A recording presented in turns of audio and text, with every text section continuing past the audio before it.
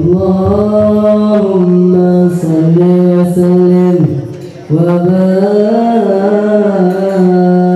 alaihi wa ala alihi.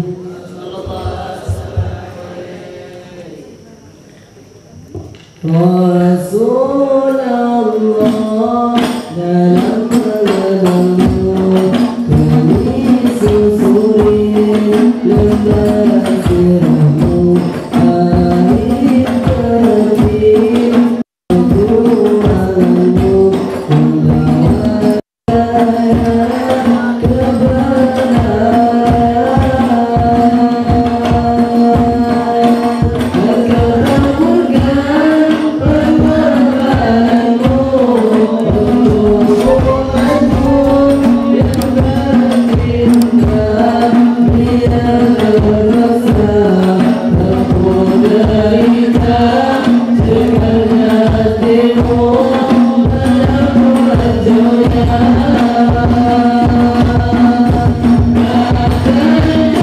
terjun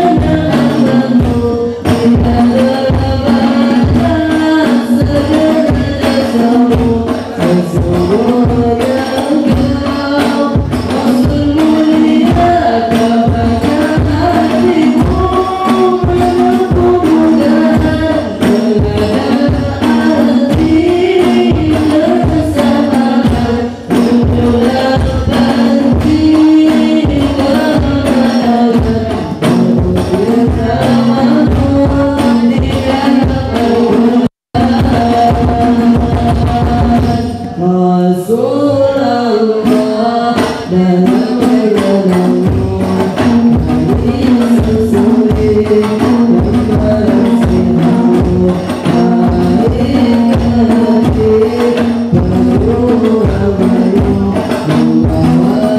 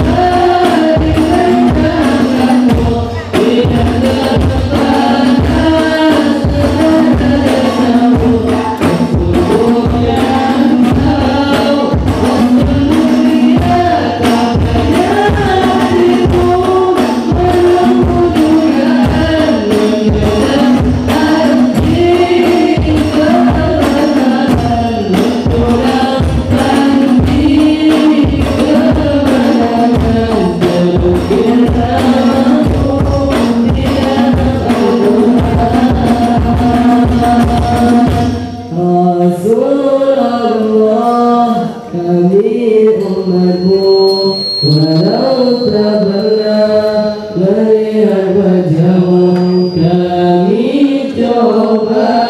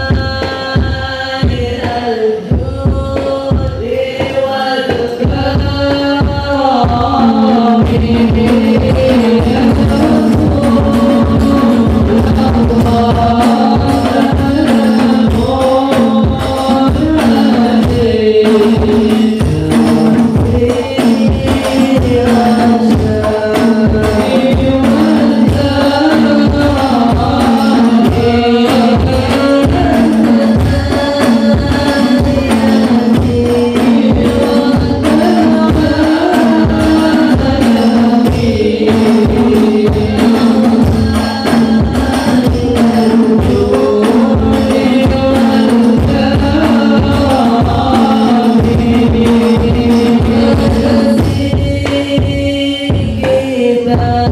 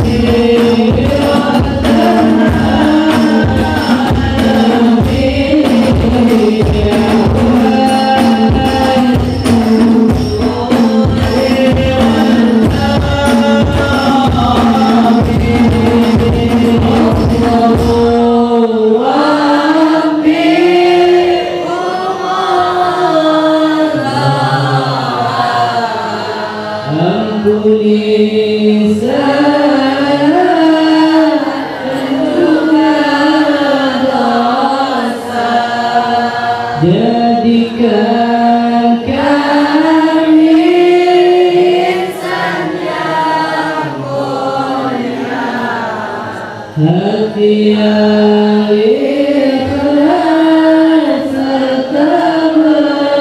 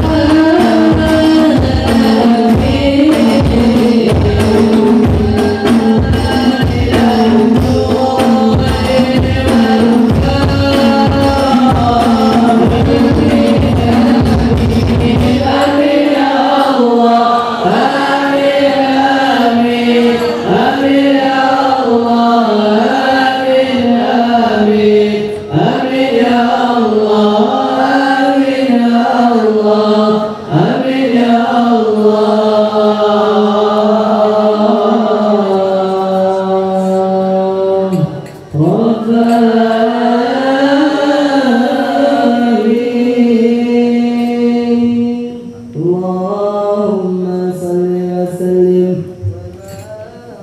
barik alaihi wa ala alihi.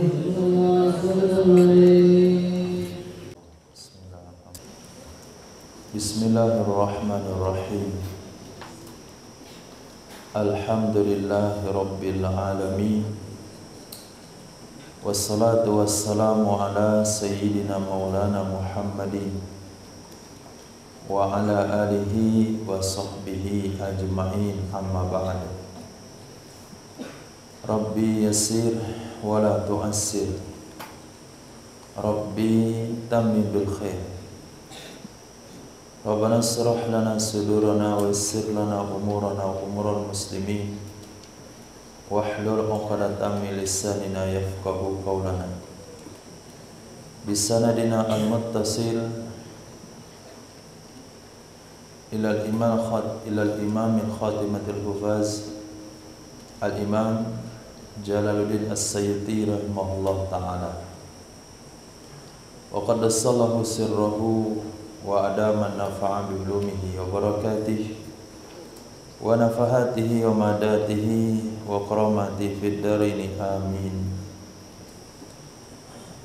Kita lanjutkan hadis nomor 7361.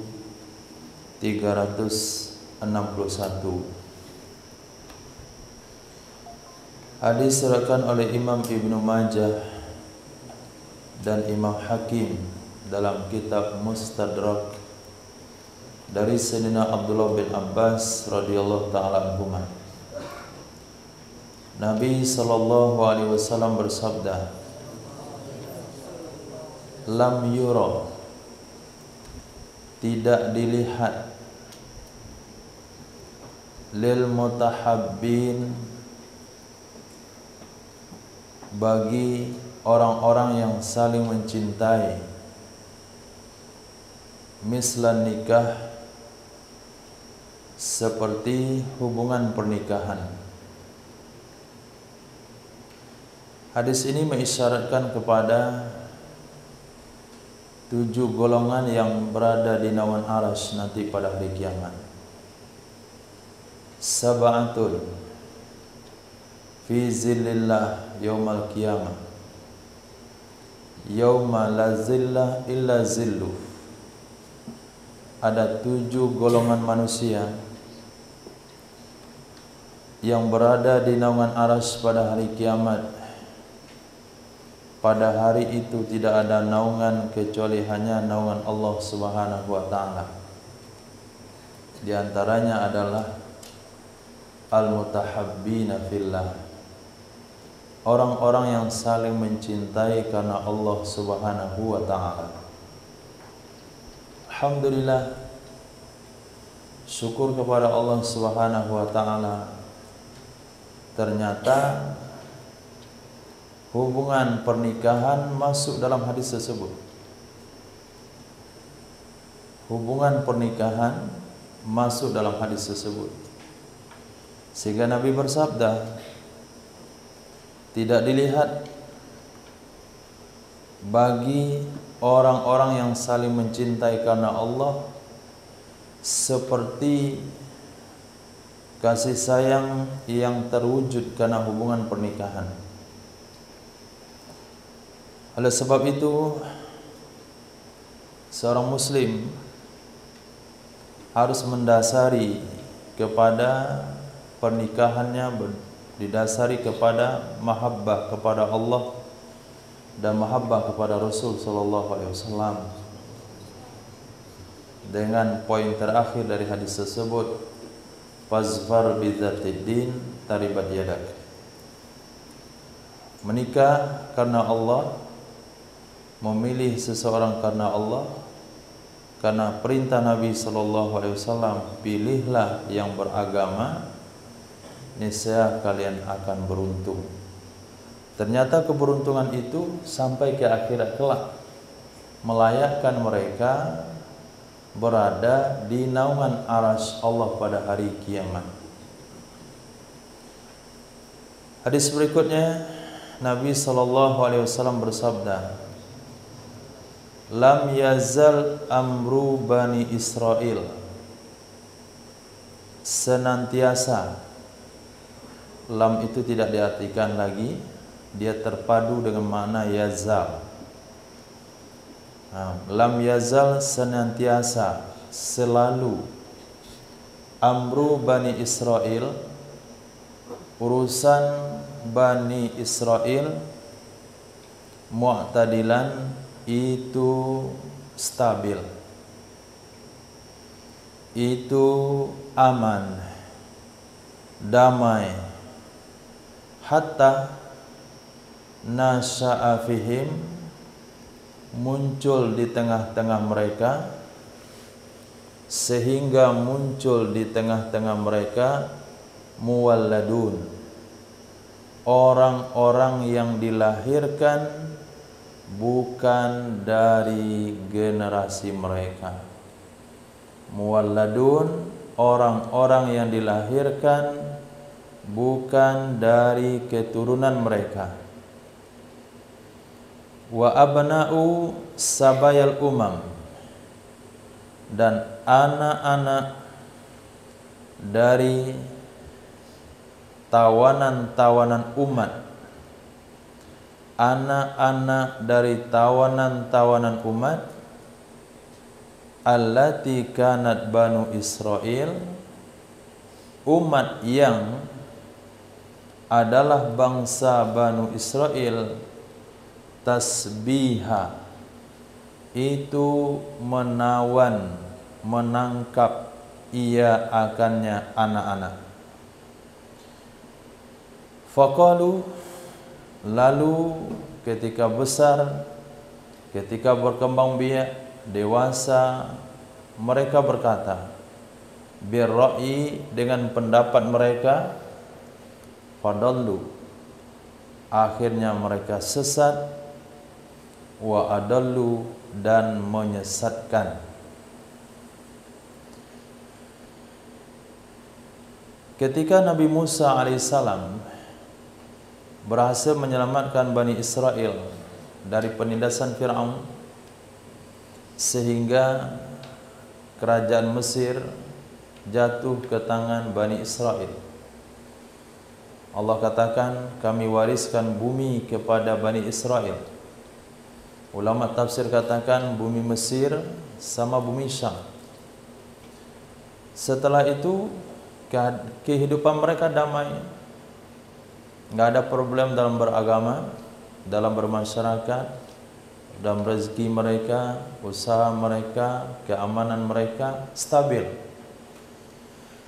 Sampai muncul orang-orang yang dilahirkan tapi bukan dari golongan mereka, berawal dari tawanan-tawanan perang, negara-negara yang ditaklukkan, kemudian tawanan-tawanan perangnya menjadi budak-budak sahaya mereka, lalu digauli oleh pemilik-pemilik budak, lahirlah anak-anak dari umat lain, dari bangsa lain.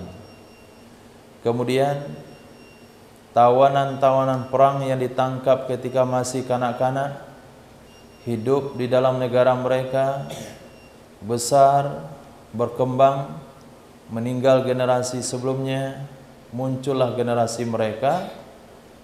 Akhirnya mereka menyampaikan agama berdasarkan pendapat masing-masing. Waqalu birra'yi, berfatwa berdasarkan pendapat masing-masing, tidak lagi berdasarkan fatwa ulama-ulama mereka, tidak lagi berdasarkan panduan Taurat mereka, tapi sudah ikut ide mereka. Akhirnya dollu, sesatlah mereka yang menyampaikan fatwa berdasarkan pendapat, wa adallu, dan mereka menyesatkan yang lainnya. Ini hadis Nabi sampaikan. Nabi sampaikan kepada umat Nabi Muhammad itu sendiri, karena sejarah itu akan terulang kembali di dalam kehidupan umat Nabi. Lahir orang-orang yang bukan dari orang-orang Islam, bukan daripada orang-orang yang sebelumnya murni mengikut agama Islam. Maka dikatakan aliran sesat itu muncul dari keturunan Yahudi yang mengaku masuk Islam. Kemudian penyesatan oleh orang Belanda yang belajar di Arab Saudi, kemudian datang ke Aceh, kemudian menyebarkan ajarannya, mengaku sebagai imam atau sebagai ulama. Di zaman sebelum Aceh ditaklukkan oleh Belanda. Nah, begitu juga nantinya muncul lagi ulama yang nenek moyangnya adalah penyembah berhala, yang nenek moyangnya sebelumnya adalah penyembah api, yang nenek moyangnya dulu sebelumnya adalah orang-orang Romawi. Generasi itu muncul dan muncul, kemudian sampai kepada satu generasi mereka berpendapat dengan pendapat mereka, beragama dengan logika. Akhirnya mereka menyesatkan umat Nabi Muhammad sallallahu alaihi wasallam. Mereka berusaha menghapuskan pendapat-pendapat yang dikatakan fanatik kepada ulama, mengatakan tidak wajib berpendapat, tidak wajib mengikuti pendapat para ulama, langsung saja kepada Quran dan hadis Nabi sallallahu alaihi wasallam yang mereka tafsirkan menurut kepala masing-masing. Nah, itu awal muncul penyimpangan-penyimpangan dari agama dan pemahaman agama. Sehingga hari ini kita dibingungkan dengan fatwa-fatwa yang beredar, yang si fulan lain lagi bicaranya, fulan yang lain lagi penyampaiannya, yang lain lagi penyampaiannya. Tapi kalau sekiranya mereka mau merujuk kepada ulama-ulama salaf, kepada ulama-ulama mutaqaddimin, mau bermazhab, mau menerima jalur dan arah aturan mereka dalam memahami Al-Quran dan hadis, tidak akan terjadi perpecahan, tidak akan terjadi penyelewengan pendapat, walaupun tetap khilafiyah itu ada. Nah, khilafiyah tetap ada, tapi tidak keluar daripada dalil-dalil hukum. Nah, azan insyaallah.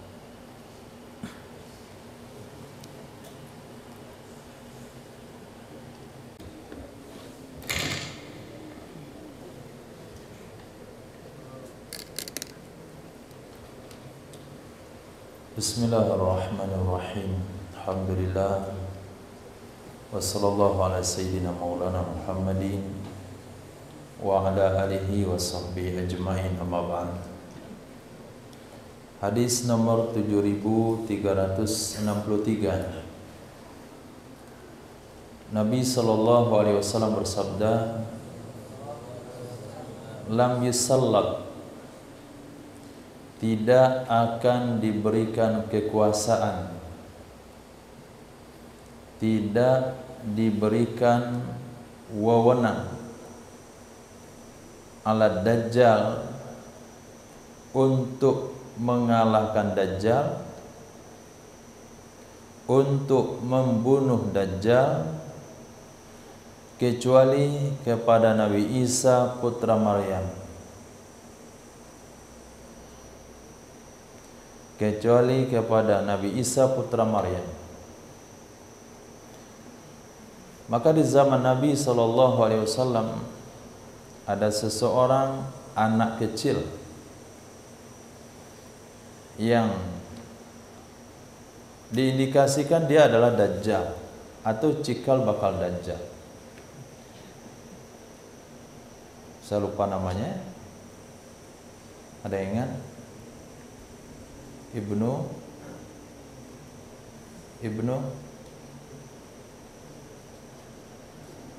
lupa namanya.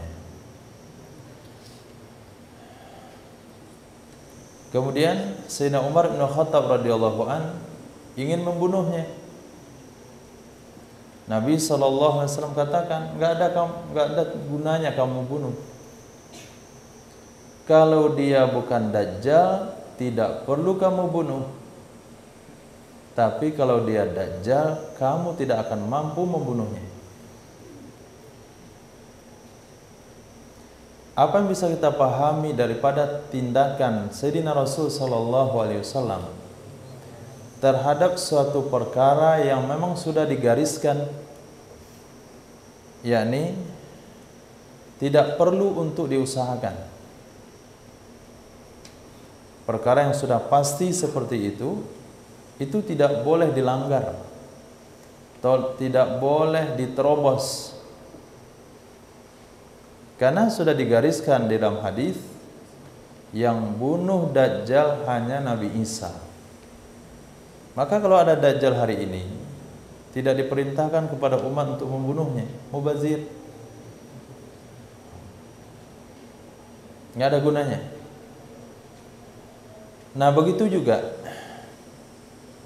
ketika Nabi SAW memprediksi kejadian-kejadian akhir zaman,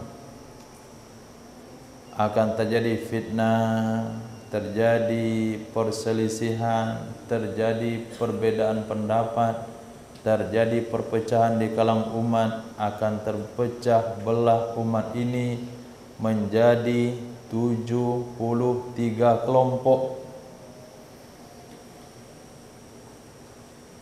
Jadi kita sebagai umat tidak boleh bersedih. Boleh bersedih, boleh-boleh saja, ini menunjukkan sebuah kerisauan. Tapi tidak boleh tidak menerima kalau perpecahan di antara umat Islam itu akan terjadi. Karena sesuatu itu memang sudah digariskan. Memang berpikir terhadap kondisi umat akhir zaman itu adalah suatu perkara yang dianjurkan oleh Nabi SAW. Nabi bersabda, tidak akan masuk surga seseorang yang tidak pernah berkerut keningnya melihat kondisi umat.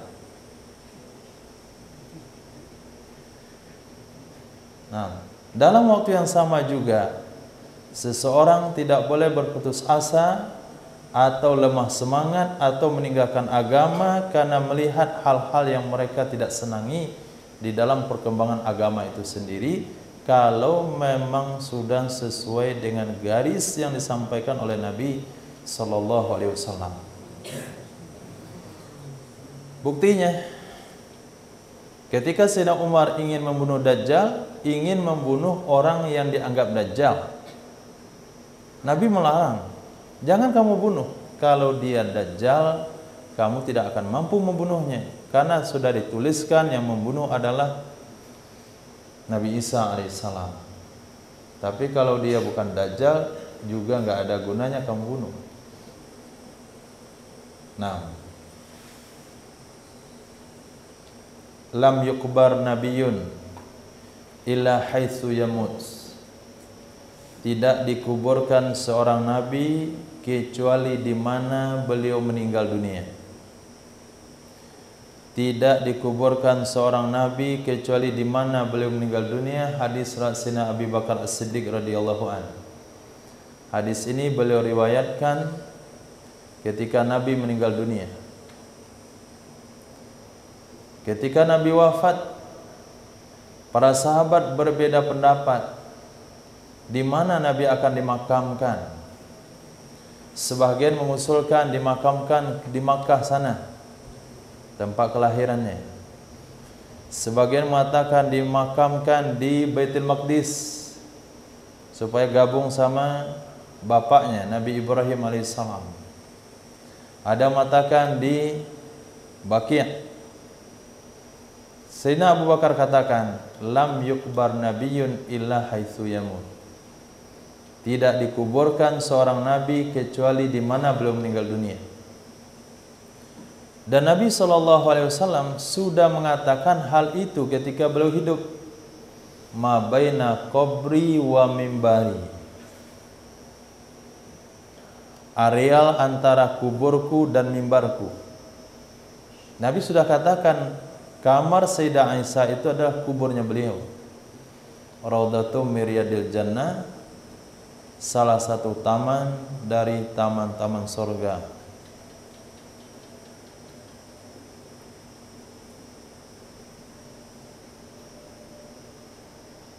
Salah satu taman daripada taman-taman surga.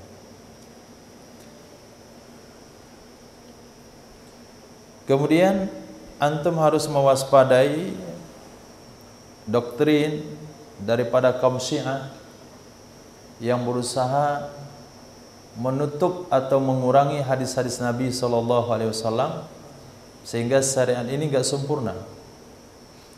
Mereka mengatakan dan menuduh Sayyidina Abu Hurairah radhiyallahu an orang yang akhir masuk Islam, tetapi riwayatnya paling banyak.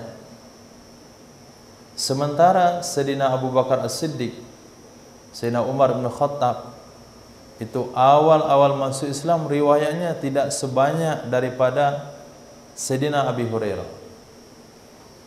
Mereka menuduh Sayyidina Abu Hurairah memalsukan hadis, mereka yang sendiri.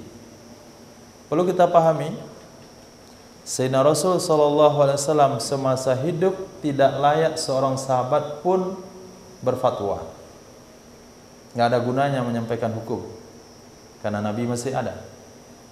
Ketika Nabi meninggal dunia, Sayyidina Abu Bakar As-Siddiq disibukkan dengan pemerintahan. Dan masa beliau hidup setelah Nabi meninggal hanya 2 tahun saja. Dan pada saat itu hampir seluruh sahabat mengerti dengan hukum Islam. Tidak banyak orang bertanya tentang Islam karena semuanya serba tahu. Karena baru saja ditinggalkan oleh Nabi SAW. Sehingga tidak perlu mereka menjawab dan mengulang kembali apa yang Nabi sampaikan. Sehingga hadis Sayyidina Abu Bakar tidak banyak. Begitu juga dengan hadis Sayyidina Umar juga tidak banyak.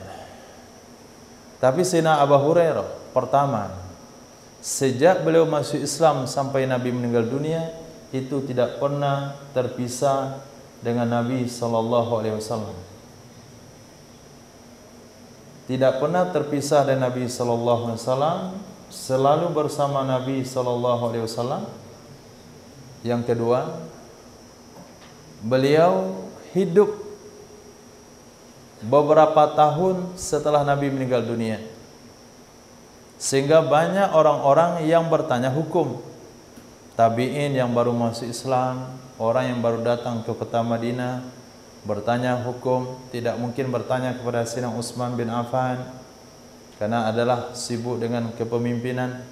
Tidak bertanya kepada Sayyidina Umar bin Khattab, tidak bertanya kepada Sayyidina Ali. Yang duduk dengan umat adalah Sayyidina Abu Hurairah radhiyallahu an, Sayyidina Abdullah bin Umar, dan sahabat-sahabat yang lainnya, sehingga hadis mereka lebih banyak dari yang lainnya.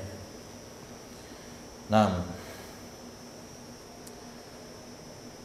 dan hadis lam yukbar nabiyun, tidak dikuburkan nabi kecuali di mana beliau meninggal dunia, ini hanya Sayyidina Abu Bakar yang tahu atau yang ingat ketika problem itu terjadi. Yang lain tidak ingat walaupun tahu. Yang lain tidak ingat walaupun tahu, karena mereka diselimuti oleh kesedihan. Bahkan sekelas Sayyidina Umar bin Khattab radhiyallahu an tidak menerima meninggalnya Nabi sallallahu alaihi wasallam. Nah, ketika Sayyidina Abu Bakar katakan, "Wa ma Muhammadun illa rasulun qad khalat min qablihi rusul, fa imma ta'u qutilan qalabatum ala aqabikum." Maka pada saat itu ayat disampaikan, maka Sayyidina Umar katakan, seolah-olah saya baru saja mendengar ayat tersebut. Hadis berikutnya, Nabi SAW bersabda, lam yakdzib, tidak dianggap berbohong, man nama orang-orang yang membawa perkataan, nama membawa perkataan bainasnain, antara dua orang, liyusliha, supaya berdamai ia dua orang tersebut. Hadis riwayat Imam Muslim, Imam Abu Dawud. Nama bainasnain, makna pada nama itu sendiri adalah mengadu domba. Itu mana dasarnya. Adu domba itu maknanya negatif. Tapi di sini bukan bermakna negatif. Merekayasa sebuah cerita antara dua orang supaya orang ini berdamai. Nah, ini tidak dianggap sebuah kebohongan. Maka ulama memberikan kesimpulan hukum. Ada beberapa waktu atau kondisi berbohong itu boleh. Nah, di antaranya adalah mendamaikan dua orang yang bersengketa. Misal, si fulan, si A dengan si B telah bersengketa dalam waktu yang panjang. Bukan dalam hal agama, tapi karena kepentingan pribadi atau nafsu. Akhirnya pihak ketiga datang pada si A, mengatakan bahwasanya saya datang ke sini atas nama kawan lamamu. Nah, namanya B. Dia menyesal sekali memutuskan silaturahim. Dia pengen berdamai. Dia ungkapkan kepada saya semua kebaikan-kebaikan kamu, dan dia menyesal. Nah, pihak ketiga ini datang lagi pada B dengan ucapan yang sama. Sehingga dengan kebohongan ini A dan B langsung berdamai. Mungkin dengan proses yang cukup lama. Kebohongan yang diciptakan untuk mendamaikan dua orang bersengketa, Nabi bersabda lam yakdzib, dia tidak dianggap berbohong, artinya dia tidak berdosa. Hadis berikutnya Nabi SAW bersabda lam yakun mu'min wala yakun. Lam yakun mu'min, tidak akan menjadi orang beriman. Lam yakun mu'min, atau tidak akan ada orang beriman. Wala yakunu, dan tidak pernah ada. Lam bermakna belum. Lam yakun mu'minun, belum pernah ada seseorang yang beriman. Wala yakunu, dan tidak akan ada orang beriman sampai hari kiamat, kecuali walahu jarun yu'dihi, baginya ada tetangga yang mengganggunya, kecuali baginya ada tetangga yang menyakitinya. Ini salah satu untuk mencek kita beriman atau tidak. Kita sudah masuk kategori orang yang sempurna imannya atau belum? Nabi bersabda, belum pernah ada dan tidak akan pernah ada seorang mukmin kecuali pasti dia punya tetangga yang akan mengganggunya. Antum sudah pernah terganggu dengan tetangga? Kalau sudah, alhamdulillah, mukminun kamil.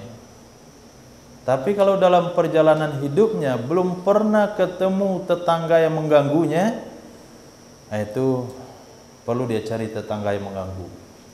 Kalau nggak ketemu, berarti dia belum mukmin kamil. Karena Nabi bersabda, lam yakun wala yakun. Belum pernah ada dalam catatan sejarah dan tidak akan pernah ada sampai hari kiamat. Kecuali orang beriman yang diganggu oleh tetangganya. Khair. Dan tidak setiap orang yang diganggu oleh tetangganya itu orang beriman. Jangan dibalik. Tidak setiap orang yang diganggu oleh tetangganya itu beriman. Dan pasti orang beriman, maksudnya yang sudah sempurna imannya, dia akan ketemu dengan tetangga yang mengganggunya. Nah, kadang tiap malam nyanyi saja, ribut, bising. Ada lagi macam-macam. Maka ucapkan syukur kepada Allah Subhanahu wa taala. Hadis sahih. Hadis berikutnya, lam yaqa ibnu adam syai'an qattu munzu khalaqallahu asadda alaihi minal maut. Tidak akan pernah menjumpai oleh seorang manusia, lam yalqa ibnu adam, tidak akan pernah menemukan oleh manusia syai'an qattu, apapun sama sekali, munzu khalaqahullahu, sejak menciptakan akannya oleh Allah Subhanahu wa taala, asyadda alaihi, yang lebih sulit di atasnya dari kematian. Summa innal mauta, kemudian sesungguhnya kematian, la ahwanu, sungguh paling ringan, mimma ba'dahu, daripada perjalanan setelahnya kematian. Sejak kita diciptakan oleh Allah Subhanahu wa taala di alam rahim, sampai kita melewati berbagai macam kesulitan dalam hidup, kesusahan yang menyakitkan, yang rasa-rasa tidak sanggup dipikul. Kata Nabi, sejak orang diciptakan oleh Allah, tidak ada yang paling berat dia jumpai dari kehidupan dunia ini melebihi dari kematian. Kematianlah yang paling berat suasana keadaan yang akan dihadapi oleh manusia. Inilah menyebabkan Sayyidina Utsman bin Affan radhiyallahu an menangis basah seluruh jenggotnya ketika melewati perkuburan. Di saat itu beliau ditegur oleh tabi'in yang lain, "Wahai Amirul Mukminin, ketika mendengar ayat azab neraka, engkau tidak menangis seperti engkau melewati perkuburan." Kata Sayyidina Utsman bin Affan radhiyallahu an, "Kalau kamu tahu ini adalah tempat persinggahan pertama menuju alam akhirat. Kalau di sini selamat, kamu akan selamat selama-lamanya. Tapi kalau di sini menderita, akan lebih parah lagi perjalanan yang akan kamu lewati setelahnya. Dan Nabi bersabda, kematian dengan perjalanan setelah kematian, kematian itu yang paling ringan. Hisab lebih parah lagi pada kematian. Mizan lebih parah lagi. Sirat lebih parah lagi. Masuk neraka itu udah puncaknya paling parah.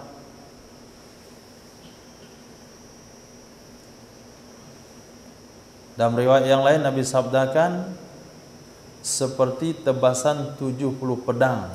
Itu baru sekadar gambaran, bukan hakikat yang sesungguhnya. Lalu Nabi bersabda, Allahumma hawin alaina fi sakaratil maut. Ketika Sayyidina Rasul SAW dalam keadaan meninggal dunia, kemudian Sayyidah Aisyah radhiyallahu ta'ala menyiapkan air di dalam sebuah wadah. Nabi masukkan tangannya ke dalam wadah tersebut dan mengusapkan ke mukanya. Lalu Nabi bersabda, Inna lil mauti la sakarat. Sesungguhnya bagi kematian itu betul-betul punya sakit. Lalu Sayyidah Aisyah katakan, saya tidak cemburu. Saya tidak akan cemburu dan saya tidak merasa bersedih hati kalau melewati kematian yang sulit nantinya setelah saya melihat Nabi SAW. Kenapa? Nabi saja begitu kondisinya. Jadi Sayyidah Aisyah nggak merasa cemburu. Kalau susah mati nanti nggak. Artinya tidak dianggap itu sebuah kegagalan. Nabi saja kekasih Allah Subhanahu wa taala demikian beliau menghadapi kematian. Kadang pingsan, bangun lagi. Pingsan, terjaga lagi. Pingsan, terjaga lagi sampai beliau mengusapkan air ke muka.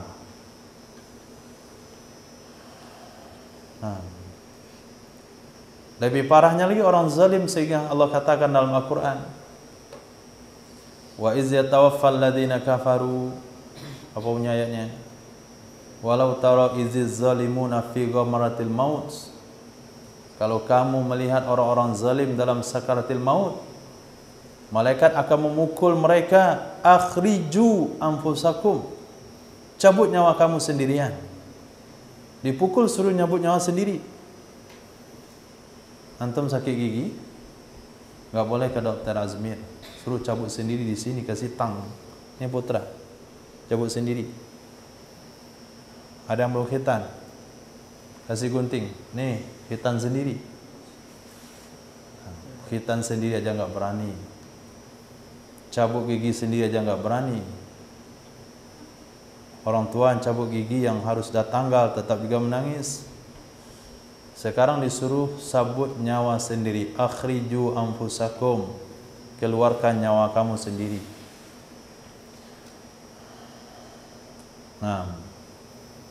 Jadi jangan terlalu banyak berfikir untuk hidup. Sekali-kali berfikir untuk mati. Nabi SAW bersabda, sepanjang kehidupan manusia tidak ada kondisi yang paling sulit dia lewati kecuali saat-saat sakaratil maut. Dan ketika sakaratil maut itu lebih ringan dari perjalanan setelahnya. Tidak ada keselamatan kecuali setelah masuk dalam surga Allah Subhanahu wa ta'ala. Lam yamut nabiyun, tidak meninggal seorang nabi, hatta ya ummahu rajulun min qaumih, sehingga mengimami akannya oleh seseorang dari kaumnya.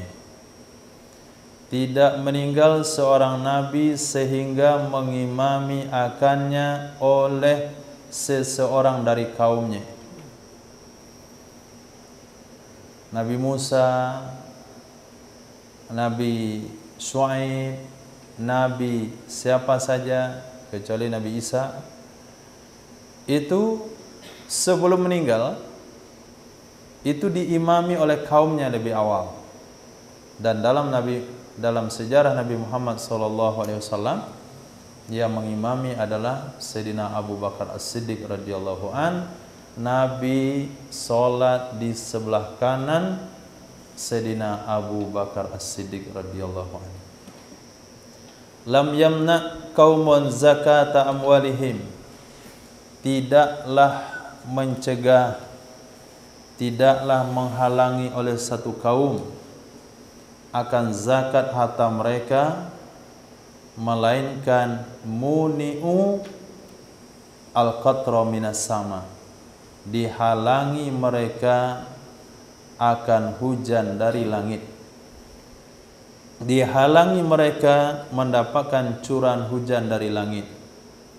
Walaulal bahaim, jikalau bukan karena hewan, jikalau bukan karena hewan, lam yumtoru, niscaya mereka tidak akan diturunkan hujan, niscaya mereka tidak akan diturunkan hujan. Jadi penyebab kemarau atau hujan yang tidak memberi manfaat, hujannya datang cuma membawa musibah, bukan menyuburkan tanaman tapi menghanyutkan tanaman.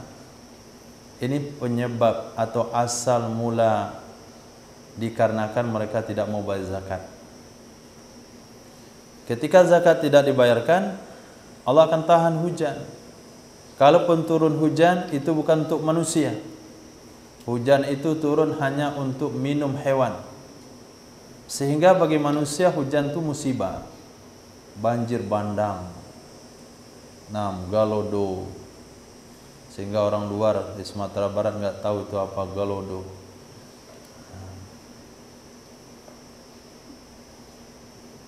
Apa penyebabnya? Zakat tidak dibayarkan.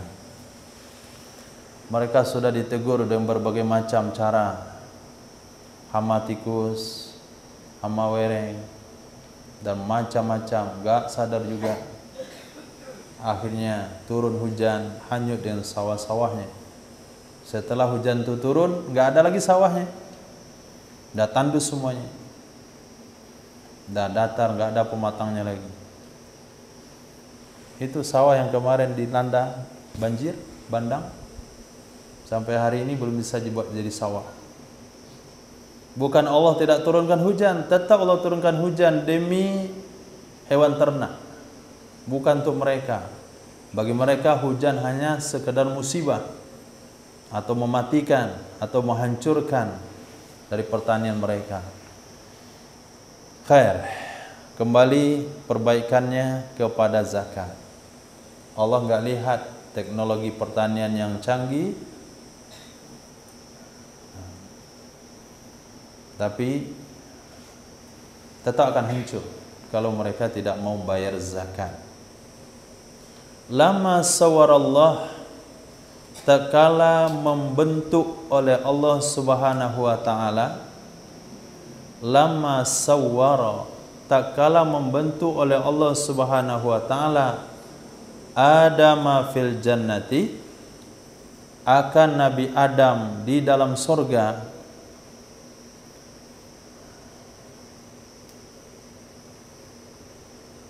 Sebelum Allah ciptakan Nabi Adam, Allah perintahkan malaikat untuk mengambil tanah-tanah di bumi ini, dari berbagai macam tanah, yang berwarna putih, yang berwarna merah, yang berwarna hitam, yang berwarna coklat, tanah keras, tanah lunak, tanah lumpur.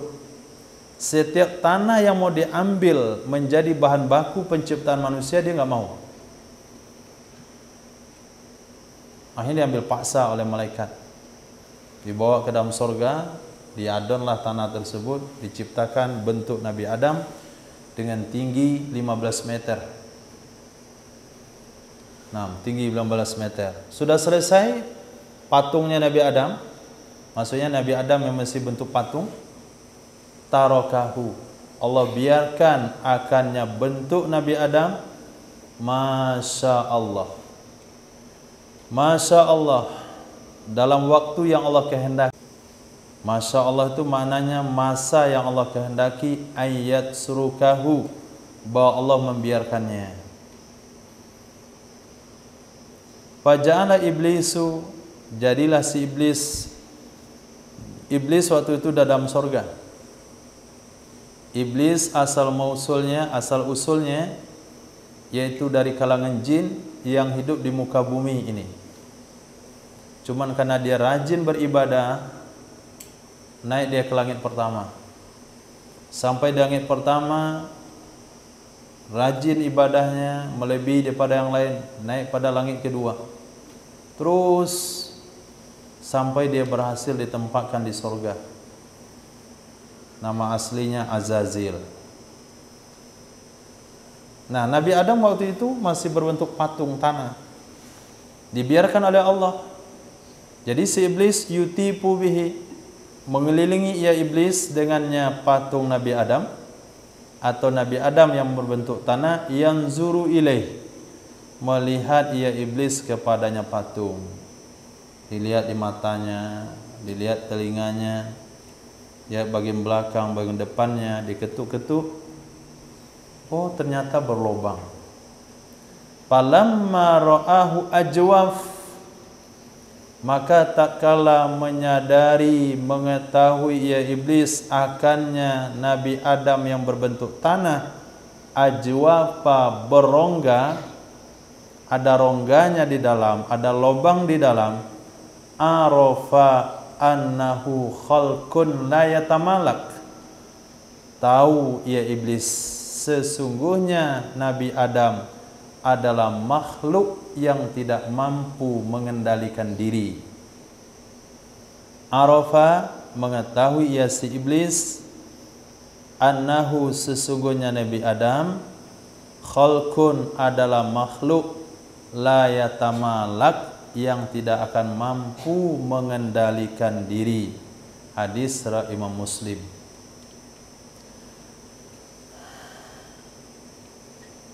Apa yang kita pahami dari hadis ini? Asbab manusia tidak bisa mengendalikan dirinya itu karena rongga yang ada di badannya. Karena ada rongga itu sehingga iblis katakan ini makhluk tidak akan bisa menguasai dirinya. Karena dia punya rongga. Rongga perut maksudnya. Nah, orang mencuri alasannya karena perut. Kemudian menjadi sebuah kebiasaan. Dia pengen makan yang itu, pengen yang ini, pengen yang lain. Tapi kalau sekiranya ditemukan oleh iblis, Nabi Adam tuh padat semuanya, nggak ada rongganya. Ini pasti makhluk yang nggak bisa diatur. Nah, selagi dia berongga bisa dikendalikan. Anjing galak sekali, kasih aja di daging, dia akan tenang. Kasih 2 kali, 3 kali, dia akan patuh. Nah, ikan susah didapatin dalam air, kasih dia makanan, pasti dia bisa dikuasai. Setiap yang berongga. Nah, akhirnya iblis ketika tahu bahasanya Nabi Adam adalah musuhnya, iblis tidak pernah putus asa untuk menggoda Nabi Adam. Pasti akan bisa digoda karena dia berongga. Berarti orang yang bisa mengendalikan rongganya itulah orang yang bisa mengendalikan iblis. Karena Nabi SAW bersabda, fa innal iblis yajri majrad dam. Iblis itu mengalir di saluran darah. Nah, kalau perutnya dikecilkan, berpuasa, sehingga iblis itu tidak kuat karena tekanan darah yang tidak kuat. Sehingga ulama sufi mereka mengendalikan diri itu dengan cara mengendalikan rongga perut. Nah, mengurangi makan, terus dikurangi dan dikurangi sampai nggak perlu lagi makan, sampai pada tahap apa yang dilakukan, oleh salah seorang ulama salaf yaitu Imam Nawawi rahimahullahu taala. Nah, beliau hanya perlu ke WC 1 kali dalam 3 hari. Nah, tapi selagi manusia mengutamakan perutnya, dia masih bisa dikendalikan. Tapi kalau dia sudah meletakkan perut itu di belakang, artinya bagian yang tidak terpenting dalam kehidupan, dia tidak bisa dikendalikan. Lamma arjabi Rabbi azza wa jal, lamma arjabi, tekala membawa mi'raj dengan aku, tekala menaikkan dengan aku oleh Tuhanku, yaitu Isra Mi'raj. Azza wa jal, marartu biqaumin, aku lewat dengan satu kaum. Aku lewat dengan satu kaum, lahum azfar, bagi mereka ada kuku-kuku, min nuhasin, dari tembaga. Yahmisuna wujuhahum, mereka mencakar-cakar muka-muka mereka, wasudurahum, dan dada-dada mereka. Hadis sahih dari Imam Abu Dawud dalam Musnad Imam Ahmad bin Hanbal. Isra Mi'raj, Nabi ketemu dengan satu kelompok manusia. Itu bukan manusia sesungguhnya, cuman gambaran. Punya kuku dari tembaga, dia cakarkan muka dan dadanya. Fakultu, aku bertanya, man haula ya Jibril, siapa mereka tersebut wahai Jibril? Qala, malaikat Jibril menjawab, haula illadzina yakuluna luhuman nas, mereka adalah orang-orang yang memakan daging-daging manusia. Yakuluna luhuman nas, memakan daging-daging manusia. Wa yaqauna fi a'radihim, dan terjerumus di dalam merendahkan harga diri mereka, di dalam mencemarkan kehormatan mereka. Memakan di sini dengan makna majaz, yakninya meghibah. Jadi orang-orang meghibah sebagaimana dia mempermalukan orang di dunia ini, atau menceritakan kekurangan orang lain sehingga orang itu merasa malu, maka di akhirat kelak dia akan mempermalukan dirinya sendiri, yaitu mencakar mukanya dan dadanya. Ghibah adalah menceritakan tentang seseorang di belakangnya, menceritakan seseorang di belakangnya dengan sesuatu yang dia tidak mau mendengarkannya, dan dia tidak mau diceritakan tentang hal tersebut. Itu disebut dengan ghibah. Pada saat itu sahabat mengatakan kepada Nabi, ya Rasulullah, apa yang kami ceritakan memang ada pada dirinya. Nabi bersabda, itulah yang disebut dengan ghibah. Kalau sekiranya tidak ada pada dirinya, kamu dianggap sebagai penyebar fitnah. Jadi bukan sebuah alasan atau menghalalkan ghibah dengan alasan kita akan membicarakan yang ada, menceritakan yang sebenarnya.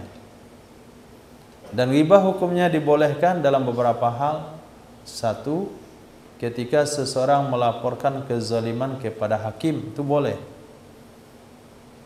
Yang kedua, ketika menghibah seseorang melakukan maksiat terang-terangan, boleh. Yang ketiga, menghibah untuk menyebutkan seseorang atau memperingatkan masyarakat dengan bahaya dari orang tersebut. Hati-hati dengan fulan. Jangan sampai bergaul dengan keluargamu. Jangan sampai bergaul dengan anakmu, si fulan, anak si anu. Itu nggak ada masalah. Yang keempat, menghibah karena ada orang yang minta pendapat.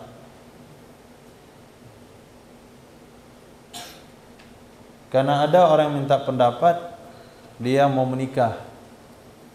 Nah, saya mau menikah sama si fulan, tetanggamu, bagaimana kondisinya, bagaimana sebenarnya agamanya, itu boleh, hanya sekadar untuk menasihati. Hanya 4 hal itu saja. Ghibah diperbolehkan, yang lain hukumnya tidak diperbolehkan. Hadis berikutnya Nabi SAW bersabda, "Lamma nufikha fi Adam ar-ruhu," tatkala ditiupkan pada Nabi Adam akan ruh, tatkala ditiupkan pada Nabi Adam akan ruh, marats wa tarats. Marats artinya berputar ia ruh, wa tarats dan mondar-mandir ia ruh. Berputar dan mondar-mandir, mulai pada ubun-ubun, mutar di kepala sampai ke bawah, terus ke dada sampai kepada ujung kaki. Fasarat fi ra'sihi, lalu ketika ruh menempati kepalanya Nabi Adam, wa tarat fasarat fi ra'sihi, maka jadilah ruh di kepalanya, fa'atosa, lalu bersin ia Nabi Adam. Faqala, Nabi Adam baca alhamdulillahi rabbil alamin. Faqala Allah, lalu Allah menjawab yarhamukallah. Ini syariat bersin sampai hari ini itu bermula dari Nabi Adam yang mengatakan yarhamukallah adalah Allah itu sendiri. Sehingga Nabi bersabda, apabila kalian mendengar orang bersin mengucapkan alhamdulillah, maka jawablah dengan yarhamukallah, dan kita menjawabnya kembali dengan yahdikumullah wa yuslihu balakum. Lama khalaqallahu ta'ala jannata adan, tatkala menciptakan oleh Allah Subhanahu wa taala akan surga Aden, khalaqa fiha, niscaya Allah menciptakan di dalam surga tersebut ma la ainun ra'at, sesuatu yang tidak pernah mata melihat, wala khatara ala qalbi bashar, dan tidak pernah terlintas di atas hati manusia. Summa qala laha, kemudian berkata Allah Subhanahu wa taala kepada surga, takallami, bicaralah kamu.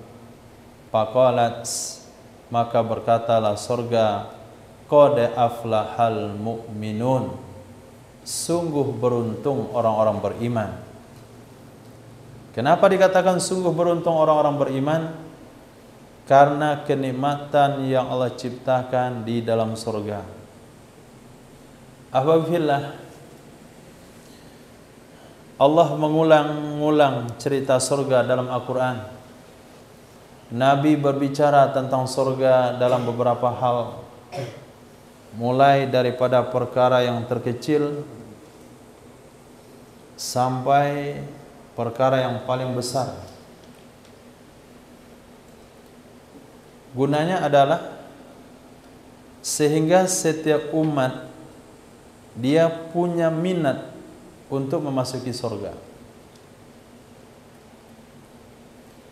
Jadi kalau disebutkan bahasa surga, itu bukan hanya sekedar bahasa yang seolah-olah itu cuma sekedar berita atau sesuatu yang nggak perlu dipikirkan, atau sesuatu yang nggak perlu diniatkan, atau sesuatu yang tidak perlu diusahakan. Ketika dikatakan surga, apa yang ada di benak antum? Apa yang terlintas dalam hati antum? Apa keinginan atau niat setelah mendengar bahasa surga itu? Nanti pada Isya. Nah, 1 orang, 10 orang akan mendapatkan hadiah motor. Nah, langsung deh, mudah-mudahan saya. Langsung ada doa, mudah-mudahan saya. Kenapa? Dia tahu apa itu motor. Dia tahu apa manfaatnya. Dia tahu apa kegunaannya. Berapa nilainya. Tapi ketika dikatakan bahasa sorga, lewat begitu saja, kayak angin lalu gitu. Sorga sudah, sorga hilang, ditelan angin. Tidak ada terlintas dalam hati pada saat itu, mudah-mudahan saya mendapatkannya. Kenapa hal itu tidak terwujud? Kenapa hal itu tidak terlintas dalam hati secara serta-merta ketika mendengar bahasa uang, ketika mendengar bahasa rumah, ketika mendengar bahasa makanan, ketika mendengar bahasa pakaian, atau ketika mendengar bahasa benda-benda dunia? Nanti insya Allah yang wisuda tahun ini akan mendapatkan hadiah dari seseorang donatur, uang masing-masing yang wisuda tahun ini saja ya. Tahun depan nggak ada janji. Yang tahun ini saja, satu orang 500 juta. Langsung amin. Langsung amin. Dia tahu uang itu berapa. Tapi ketika dikatakan surga, ada senyap kayak tidak berguna. Ini perlu diwaspadai. Kenapa tidak ada bahasa minat untuk mendapatkannya? Karena dia tidak mengenalnya. Allah sebutkan dalam hadis ini, di sana ada mala ainun ra'at wala uzunun sami'at wala khatara ala qalbi bashar. Di dalam surga itu ada sesuatu yang mata kalian belum pernah melihatnya, belum pernah terlintas di hati kalian, belum pernah terdengar di dalam telinga kalian. Sehingga Allah berbicara tentang kasurnya, tentang tempat tidurnya, tentang gelas dan piringnya, tentang teko-tekonya. Segala hal dibicarakan. Bahkan secara spesifik tentang pelayan-pelayannya. Bahkan Nabi berbicara di sana ada kemah yang tingginya 3 km ke atas. 3 km. Di sana dia dengan beberapa orang istrinya, ketika dengan istri yang pertama tidak akan ketahuan oleh istri yang satunya. Padahal itu baru satu tendanya, itu baru tenda untuk berkemah. Belum lagi singgasananya. Nah, di sini Nabi SAW pada saat itu surga berkata, qad aflahal mu'minun, beruntunglah orang beriman yang berhasil mendapatkan surga. Lama ulqiya Ibrahimu finnar, tatkala dilemparkan Nabi Ibrahim ke dalam api. Tatkala dilemparkan Nabi Ibrahim ke dalam api, qala, Nabi Ibrahim berdoa, Allahumma anta fis sama wahidun. Ya Allah, Engkau di langit, wahid, itu sendirian. Wa ana fil ardi wahid, saya di bumi juga sendirian. A'buduka, aku menyembahmu. Engkau di langit sendirian yang disembah, aku di bumi sendirian yang menyembah. Jadi aku tidak ada tempat minta tolong, tempat minta bantuan kecuali hanya kepadamu. Lama ulqiya Ibrahimul Khalil, tatkala dilemparkan Nabi Ibrahim sang Khalilur Rahman finnari ke dalam api Namrud, qala, berkatalah Nabi Ibrahim, hasbiyallah wa ni'mal wakil. Hasbiyallah wa ni'mal wakil. Fama taraka minhu, maka tidak ada yang terbakar dari Nabi Ibrahim kecuali hanya tempat ikatannya. Tidak ada yang terbakar daripada Nabi Ibrahim kecuali tempat ikatannya. Sesuatu yang mengikat Nabi Ibrahim itu saja yang terbakar dengan doa hasbiyallah wa ni'mal wakil. lamma kadzabatni Quraisyun, tatkala mendustakan akan aku, tatkala menganggap pembohong akan aku oleh orang Quraisy, hina usriyabi, ketika diisrakan aku ke Baitul Maqdis, hina usriyabi, ketika diperjalankan aku ke Baitul Maqdis, kumtu fil hijr, aku berdiri di hijr. Hijr Nabi Ismail. Hijr artinya kamar. Di sanalah tidurnya Nabi Ismail alaihissalam, yaitu di lingkaran bangunan setengah lingkaran yang ada di samping Ka'bah. Itu tempat tidur Nabi Ismail. Kumtu fil hijr, aku berdiri di hijr. Fajallallahu li Baitul Maqdis, maka menampakkan oleh Allah kepadaku Baitul Maqdis. Fatafiktu, maka jadilah aku ukhbiruhum, aku beritakan, aku ceritakan kepada mereka Quraisy, an ayatihi, tentang tanda-tandanya Baitul Maqdis, wa anna anzuru ilaih, padahal aku bisa memandang kepadanya Baitul Maqdis. Hadis sahih. Cerita hal ini, cerita tentang penjelasan ini diawali dari ketika Nabi Muhammad SAW ingin menyampaikan cerita tentang Isra Mi'raj. Yang pertama kali ditemui adalah paman beliau sendiri, yaitu Abu Jahal.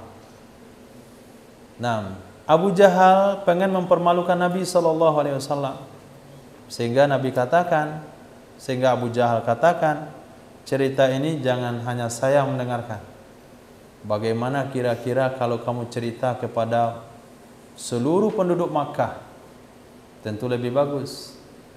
Nabi pun pengen menceritakannya supaya penduduk Makkah mau masuk Islam. Tapi Abu Jahal pengen mempermalukan Nabi. Pada saat itu dikumpulkanlah oleh Abu Jahal masyarakat Quraisy. Berkumpul di Makkah, tepatnya dekat Ka'bah. Nabi disuruh bercerita di atas hijr. Kata Nabi SAW, saya tadi malam diperjalankan oleh Allah dari Makkah ke Baitul Maqdis. Perjalanan itu 3 bulan. Biasanya ditempuh oleh bangsa Arab. Tapi Nabi katakan, setengah malam aku diperjalankan dari Masjidil Haram ke Baitul Maqdis. Harapan Abu Jahal adalah mempermalukan Rasulullah, sehingga dihadirkan orang-orang yang pernah ke Baitul Maqdis sebagai dewan penguji. Betul nggak Muhammad itu melakukan perjalanan ke Baitul Maqdis? Dan orang semuanya tahu Nabi Muhammad sebelumnya tidak pernah ke Baitul Maqdis. Lalu Nabi Muhammad ditanya, kalau kamu ke Baitul Maqdis, berapa tiang Masjidil Aqsa?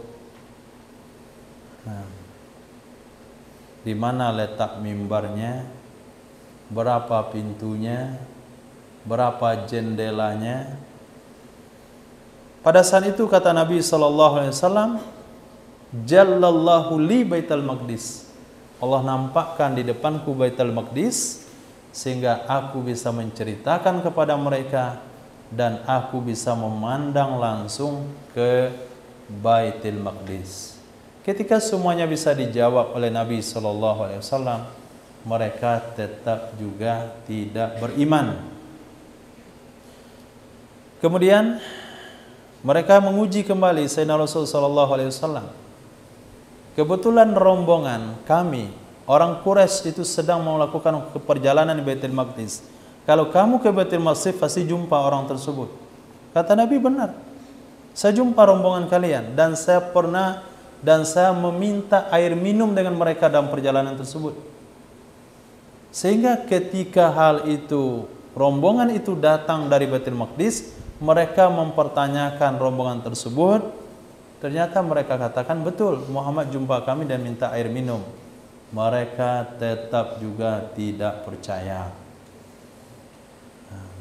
Akhirnya Abu Jahal datangi Sayyidina Abu Bakar As-Siddiq radhiyallahu an, pengen mengembalikan Sayyidina Abu Bakar daripada keimanannya. Wahai Abu Bakar, kawan kamu punya cerita lebih ajib, aneh ceritanya. Diceritakanlah oleh si Abu Jahal. Apa kata Sayyidina Abu Bakar As-Siddiq radhiyallahu an? Kalau Muhammad yang bercerita aneh dari yang ini, itu saya benarkan. Ini belum seberapa. Kalau lebih aneh lagi, pasti dia benar. Nah, sejak itulah Sayyidina Abu Bakar digelar dengan As-Siddiq. Nah, itu bahasa As-Siddiq. Nah, kalau antum mau naikkan maqam, minal ladzina an'amta 'alaihim minan nabiyyin was-siddiqin was-syuhada was-salihin, naikkan maqam pada siddiqin, itu orang yang tidak tawar-menawar dengan hadis Nabi dan Al-Quran. Itu siddiqin. Jadi kekentalan keyakinan dalam hati, kalau itu Quran yang berkata, Nabi yang menyampaikan, saya nggak perlu mikir apakah sesuai logika atau tidak. Yang jelas itu adalah benar adanya. Itu yang disebut dengan siddiqin. Hadis berikutnya, Nabi SAW bersabda, Lama aslama Umaru, takala Islam Sayyidina Umar ibn Khattab radhiyallahu an, atani Jibril, datang kepadaku oleh malaikat Jibril, faqala, lalu dia berkata, qad istabsyara ahlus sama bi islami Umar, sungguh bergembira penduduk langit dengan keislaman Sayyidina Umar ibn Khattab radhiyallahu an. Hadis sahih. La mu'alajatu malakil maut asyaddu min alfi darbatin bis saif. Hadis ini melengkapi hadis yang tadi. Mu'alajah, proses mencabut nyawa. La mu'alajatu, sungguh proses mencabut nyawa. Malakil mauti, yang dilakukan oleh malaikat maut, asyaddu, itu lebih parah, lebih sulit, lebih pedih, min alfi darbatin bisayf, dari 1000 tebasan dengan pedang. Dari 1000 tebasan dengan pedang. Jangankan dengan pedang, antum bayangin saja. Ambil pisau silet, iris 1, 2, 3, 4, 5, 6 sampai 1000. Sanggup? Enggak. Nah, itu sakitnya mati lebih parah daripada itu.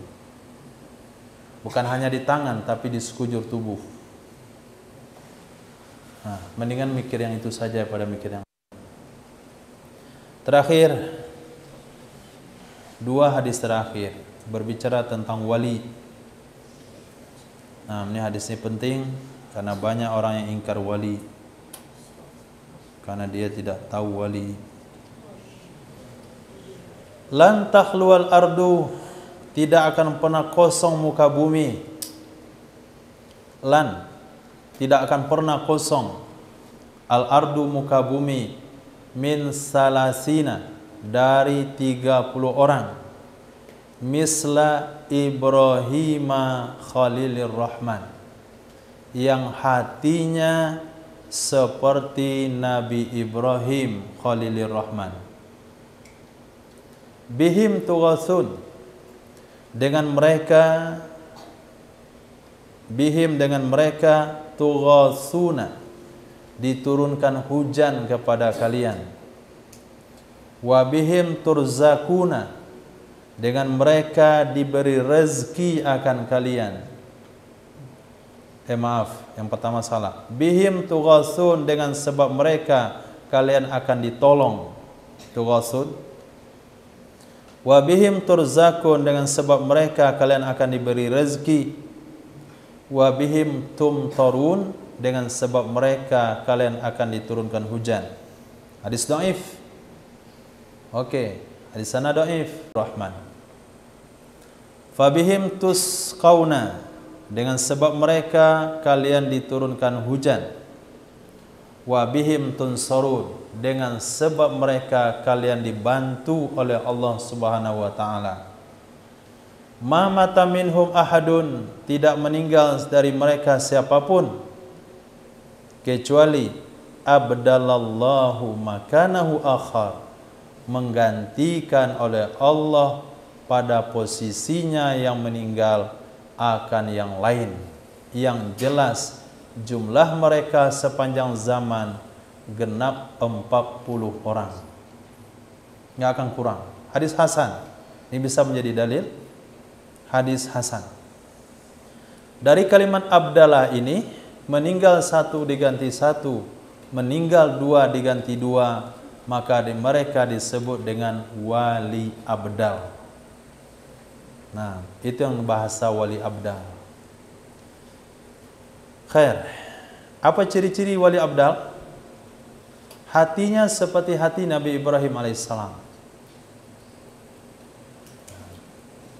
Kemudian Nabi SAW bersabda, wali abdal itu tidak jadi wali karena sholatnya yang banyak, karena puasanya yang sering, atau karena ibadahnya yang tinggi.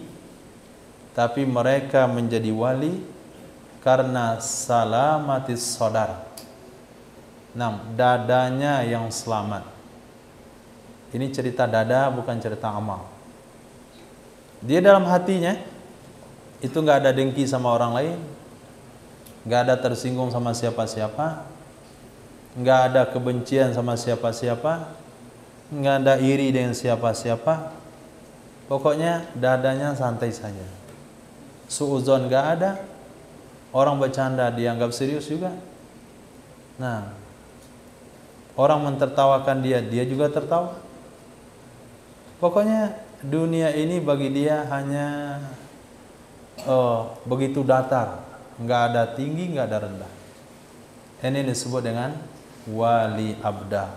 Ada di sini? Ada? Berarti kita di sini nggak ada satupun yang wali. Nah, khair. Yang cerita wali antum merasa jadi wali? Nggak ada di sini yang wali, kecuali hanya beberapa orang saja. Nah, wali Rehan Aksol, wali Harun. Nah, yang lain nggak ada jadi wali.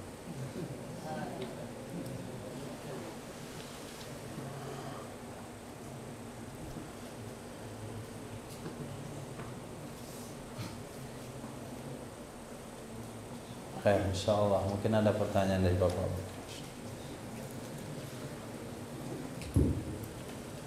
Ya, oke.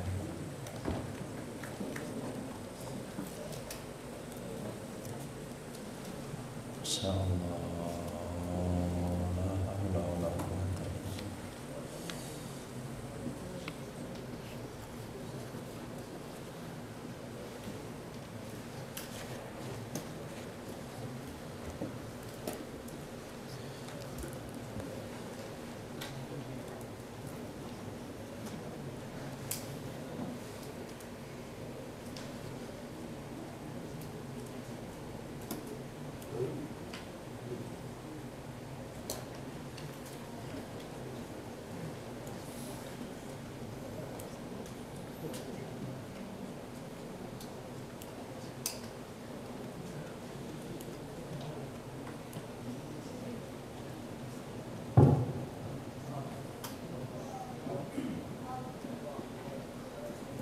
Bismillahirrahmanirrahim. Izin tanya Ustaz. Ya Pak, insyaallah. Ini dalam saf salat, sekiranya yang membentuk saf itu 3 saf, banyak yang ternyata saf pertama belum penuh, saf kedua sudah dipenuhkan. Artinya ada salam depan yang tidak dipenuhkan, di belakangnya sudah dibentuk saf lagi. Bagaimana kondisi seperti ini, Ustaz? Tanggung jawab siapa ya? Terima kasih. Terima kasih, jazakumullah khairan. Kalau kejadian ini diketahui sebelum sholat, ini adalah tanggung jawab daripada imam. Kalau sebelum sholat, Nabi bersabda, al-imamu domin wal muazzinu mu'taman. Imam bertanggung jawab atas keberlangsungan sholat sesuai dengan aturan sunnah. Bahkan imam berhak menegur atau mengatur kalau ada shaf yang tidak rapat, ada shaf yang tidak lurus, ada shaf yang tidak terpenuhkan atau tidak diisi sempurna di bagian depan. Kalau tidak, imam termasuk yang akan diminta pertanggungjawaban nanti di akhirat kelak.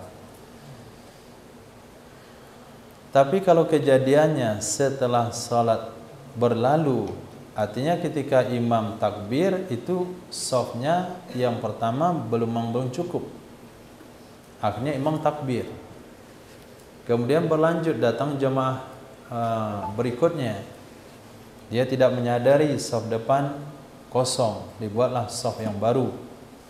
Nah, kalau mereka tidak menyadarinya, maka hukumnya makruh. Maaf, kalau mereka tidak menyadarinya, mereka tetap mendapatkan pahala jamaah. Tapi kalau mereka menyadarinya ada kekosongan shaf, tapi karena di sana tidak ada sejadah, karpetnya nggak cukup dan sebagainya, akhirnya dibuat shaf di belakang, maka yang ada di shaf belakang tidak mendapatkan pahala sholat berjamaah. Nah, bagi kita yang datang belakangan itu dianjurkan mengisi shaf tersebut. Nabi bersabda, man wasala shafan wasalahullah. Orang yang mengisi shaf yang kosong, dia akan mendapatkan sambungan rahmat dan kasih sayang dari Allah Subhanahu wa taala. Kalau kita menyadari kekosongan shaf itu setelah kita takbiratul ihram sekalipun, kita dianjurkan untuk berjalan memenuhi shaf tersebut. Seperti kejadian di shaf depan kita ada jamaah yang batal wudunya, lalu dia keluar. Itu jangan ditunggu shaf kiri kanan untuk merapat ke depan, tapi kita yang ada di belakangnya yang berkewajiban melangkah ke depan untuk mengisi shaf yang kosong tersebut.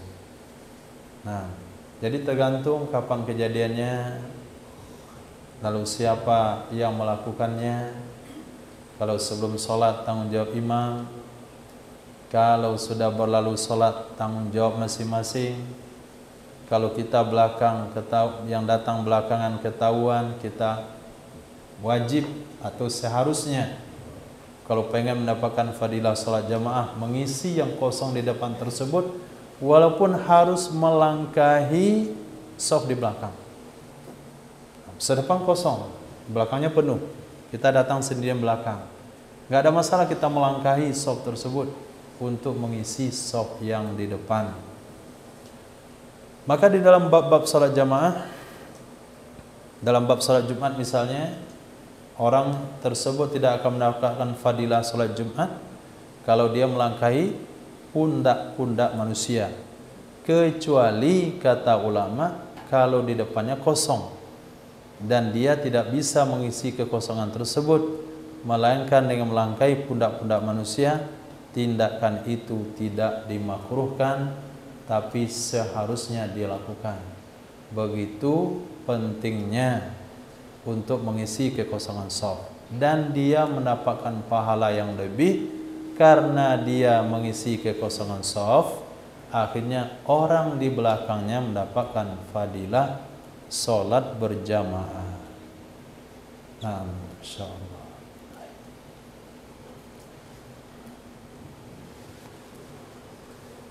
Allah. Izin masih boleh Ustaz? Silakan.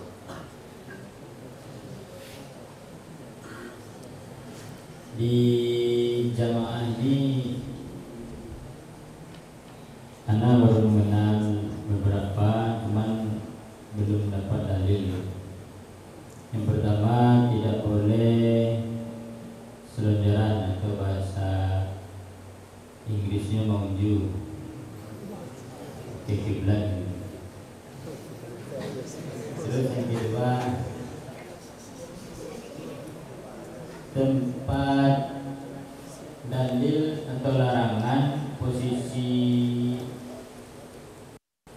buang air besar atau kecil tidak boleh arah ke kiblat dan lawan dari arah kiblat tersebut.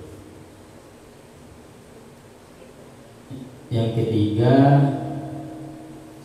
adakah dalil atau janji Allah atau dari Nabi jika seorang itu menikah memang karena Allah dan ada juga niat karena takut maksiat?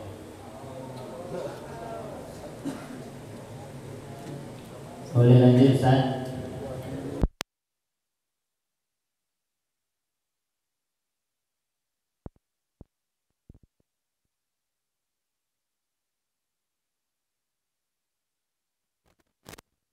Walimahan bisa antara tamu laki-laki dan perempuan, apakah ada dalilnya atau sekedar dari masuk ranah ikhtilaf itu sendiri?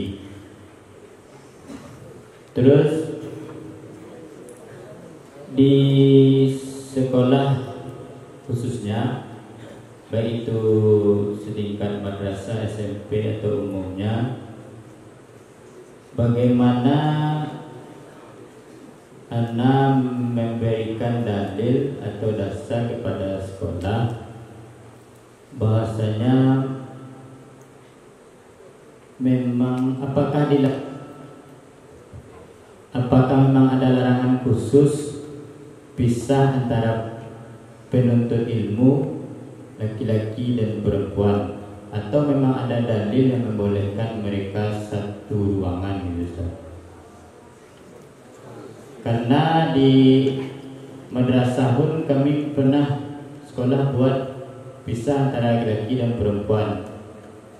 Setelah berikutnya digabung kembali, alasannya tidak ada interaksi sosial dari pihak sekolah. Cuman dalil untuk pelarangan atau membolehkan itu belum Ana temukan Ustaz. Mungkin cukup sekian Ustaz. Di antara ada dalam majlis atau di masjid mungkin. Dalam masjid larangan mengulurkan kaki ke kiblat itu tidak ada. Nah, kenapa dikatakan tidak ada? Karena cara sholat orang yang telentang, cara sholat orang sakit yang telentang itu posisinya adalah mengarah ke kiblat, kakinya, kemudian kepalanya ditinggikan yang pantang. Itu satu. Yang kedua, ketika seseorang dalam tidur dianjurkan menghadap kiblat. Kalau dia tidur berbaring, maka kepalanya ke kanan. Ketika kita menghadap kiblat, kakinya ke kiri. Tapi ketika dia tidur terlentang, orang yang tidur dianggap menghadap kiblat adalah kakinya ke kiblat. Itu dianggap tidur menghadap kiblat. Tapi kalau kepalanya ke kiblat, itu tidur membelakangi kiblat. Yang ketiga, jenazah setelah dilepaskan dari pakaian di mana dia meninggal dunia, menunggu dimandikan, diletakkan di rumah, maka posisi kakinya ke arah kiblat. Jadi tidak ada larangan khusus ketika kita duduk dalam masjid lalu arah kaki ke kiblat. Itu tidak ada larangan secara khusus. Nah, yang kedua, Masya Allah, ini lupa. Enggak? Yang buang satu, buang dua, Ustaz. Buang satu, buang dua dilarang menghadap membelakangi kiblat. Itu ada hadis dalam Sunan Abi Daud. Nah, kalau mau dia nomor hadisnya boleh dihubungi tanpaku. Nah, siapa saja barusan mereka baca hadis Nabi melarang buang air kecil, buang air besar menghadap kiblat, kecuali ketika memang WC-nya sudah disetting menghadap kiblat atau belakangi kiblat, itu tidak ada masalah karena tempat yang sudah disediakan. Karena ada hadis ketika Sayyidina Abdullah bin Umar atau salah satu sahabat naik ke atas loteng rumah Nabi dan melihat Nabi menunaikan qada hajat di atas dua bata menghadap ke arah kiblat. Maka ulama Syafi'iyah mengistimbat dalam hal tersebut, dilarang membelakangi kiblat, menghadap kiblat, buang air kecil, buang air besar kalau di ruangan lepas. Tapi apabila kita kasih penyekat atau dinding yang membatasi antara kita dan kiblat dengan 3 syarat, tingginya 2/3 hasta, jarak antara kita dengan dinding itu tidak lebih pada 3 hasta, 2 syarat saja, maka hukumnya tidak lagi makruh. Nah, hadis dalam Sunan Abi Daud ada, dalam Sunan At-Tirmizi ada, dalam Sunan Ibnu Majah juga ada. Nah, yang ketiga,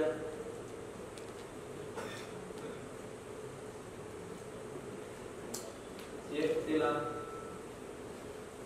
Nah, ikhtilat itu arti dasarnya bercampur bau. Ada ikhtilat yang boleh, ada ikhtilat yang haram.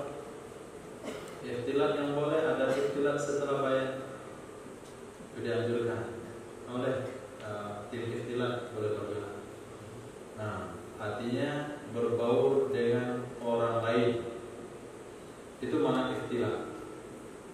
Tapi ikhtilat yang haram adalah berbaur dengan lawan jenis.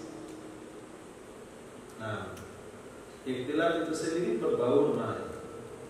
Tapi kalau dalam bahasa larangan itu identik kepada bergaulnya laki-laki dan perempuan, sehingga Nabi SAW memberikan batasan-batasan antara laki-laki dan perempuan. 1. Khairu sufufu rijal awwaluha, sebaik-baik sahabat laki-laki paling depan. Wa khairu sufufi nisa akhiruha, sebaik-baik sahabat wanita yang paling belakang. Jadi kalau ibu-ibu isi saf salat, itu saf paling belakang dulu diisi, baru saf setelahnya dan sampai ke depan. Itu pembatasan namanya. Nabi SAW bersabda, ini pintu khusus untuk wanita. Jadi ada salah satu masjid Nabawi, pintu itu diperuntukkan oleh Nabi khusus untuk ibu-ibu. Kata Sayyidina Abdullah bin Umar, saya tidak pernah masuk lewat pintu itu sejak Nabi katakan itu adalah pintu untuk wanita. Kemudian Nabi SAW memberikan saran bahwasanya ibu-ibu selesai sholat berjamaah mereka langsung pulang supaya tidak berbenturan dengan bapak-bapak. Jamaah rijal di zaman Nabi itu zikir bersama Nabi, sementara jamaah ibu-ibu mereka pulang selesai sholat berjamaah. Ini pembatasan-pembatasan di dalam Islam. Nabi bersabda, pisahkan anak laki-lakimu dan anak perempuanmu kalau usianya sudah 7 tahun. Pisahkan tempat tidur, padahal bersaudara kandung harus dipisahkan. Begitu agama mengajarkan. Maka kalau sekiranya satu walimah terurus misalnya, itu disatukan tempat laki-laki dan perempuan, tidak ada jarak, ini mengakibatkan ikhtilaf. Nanti berdesak-desakan laki-laki dan perempuan dan sebagainya. Ini menyebabkan masuk kepada larangan Allah Subhanahu wa taala yang kaki yang beradik kakak saja dipisahkan, yang dalam masjid saja sholat dipisahkan. Perkara penting ini ibadah dipisahkan. Bagaimana kira-kira kalau hanya sekedar bergaul dalam masyarakat? Maka bukan hanya sekedar wacana atau ide dari seseorang kalau walimatul urus itu satu tempat laki-laki, satu tempat perempuan. Itu berdasarkan syariat, ada dasar hukumnya. Maka kalau antum nanti buat walimahan, nah itu satu ruangan untuk laki-laki, satu ruangan untuk perempuan. Laki-laki dengan mempelai laki-lakinya, perempuan dengan mempelai perempuannya dengan keluarganya. Ini lebih baik. Kecuali ruangan yang besar, lalu kita bagi dua, walaupun pintu masuknya sama, tapi ada pembatas atau bisa antri karena terlalu luas, itu nggak ada masalah. Yang penting kata kuncinya jangan sampai ikhtilaf. Kemudian jaminan termasuk dalam pendidikan tadi, itu juga dalilnya dalam pendidikan. Tapi tidaklah mesti pisah kelas. Nah, nggak mesti pisah kelas. Mungkin pisah hijab membatasi dengan gurunya yang laki-laki berada di jamaah di pelajar laki-laki, guru perempuan berada di barisan guru perempuan.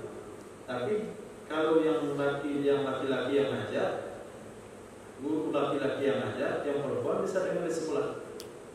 Ini pembatas dengan mungkin kain, tirtlek dan sebagainya.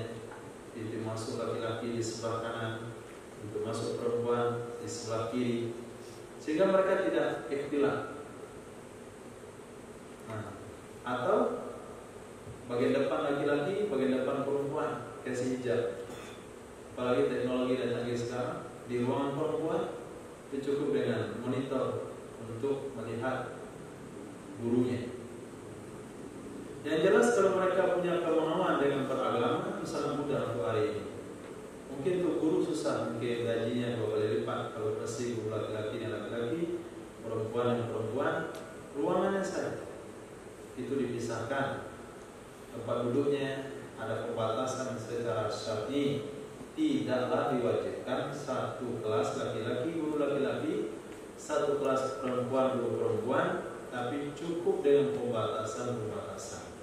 Terakhir, ada janji dari Allah Subhanahu wa taala, janji pada Nabi sallallahu alaihi wasallam, orang yang menikah karena sunnah Nabi, karena menyelamatkan diri, Allah akan cukupkan mereka. Nah, tazawwajun nisa. Ini bukan tanda, tidak bertanya saja. Tazawwajun nisa fa innahunna yatina bi rizqihinna. Nikailah oleh kalian perempuan-perempuan, mereka datang dengan rezeki mereka masing-masing. Ay yunillahu kullam min sanati. Qomnya ayatnya. Baik, cerai yunillah. Ada ayat satu lagi. Nah, tanya juga teman kita mata baku. Nah, tolong carikan ayatnya.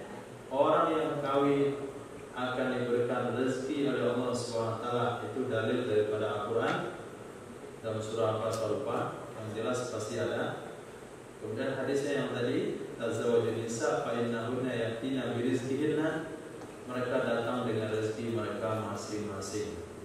Tapi dengan syarat mereka menikah karena perintah Allah, karena sunnah Nabi SAW, dan dilakukan secara sunnah, mulai daripada istikharahnya sampai mencari calonnya, dan proses melamarnya, proses akad nikahnya, proses walimatul urusnya, dan proses muasyarahnya. semuanya dengan sunnah Nabi SAW. Allah akan memberikan kepada mereka sakinah, mawaddah, warahmah. Janji Allah dan janji daripada Sayyidina Muhammad SAW. Untuk melengkapi 3 menit, ketika Nabi berada dalam majlis, datang seorang wanita menghibahkan dirinya kepada Nabi SAW, dan ini khusus untuk Nabi saja. Nah, wanita yang menghibahkan dirinya kepadamu wahai Nabi, khalisatan laka min dunil mu'minin, khusus untuk kamu, tidak boleh bagi orang beriman.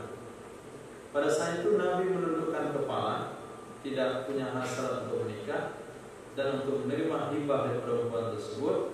Lalu berdirilah salah seorang sahabat yang tidak punya baju, hanya punya kain sarung. Dia katakan, ya Rasulullah, illam takun biha hajah fazawwijniha.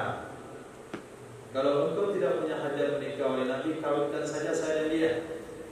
Maka Nabi SAW bersabda, apa yang akan kamu jadikan mahar? Kata laki-laki itu, sarungku ini akan kubelah dua. Nah, Nabi bersabda, kalau sarung kamu belah dua, separuh yang kamu punya tidak bisa kamu pakai, separuh lagi yang kamu kasihkan, dia juga tidak bisa pakai. Utluk walau khataman min hadidin, pulanglah ke rumahmu, carilah sebingkai cincin dari besi. Laki-laki ini pulang ke rumah, dia tidak punya rumah. Yang jelas Nabi suruh pulang, dia keluar dari majelis, dia cari-cari dari mana, nggak ketemu, dia cincin besi. Pulang dia ke majelis Nabi, nggak punya harapan untuk kawin karena nggak punya mahar, cuma dia punya modal kain sarung saja. Kain sarung dibagi dua pun nggak cukup. Lalu dia katakan, ya Rasulullah, nggak ada yang bisa saya berikan untuk mahar. Nabi bertanya, hal maka minal Quran, apakah kamu punya hafalan Al-Quran? Pada saat itu dia katakan, hafiz surat akada wa surat akada wa surat akada, aku hafal surah ini, surah ini, surah ini. Bukan 114 surah, hanya beberapa puluh surah saja, hanya beberapa buah surat saja. Apalagi sudah hafal 114 surah. Kalau itu nggak ada lagi lawannya. Nanti udah cukup modal kawin.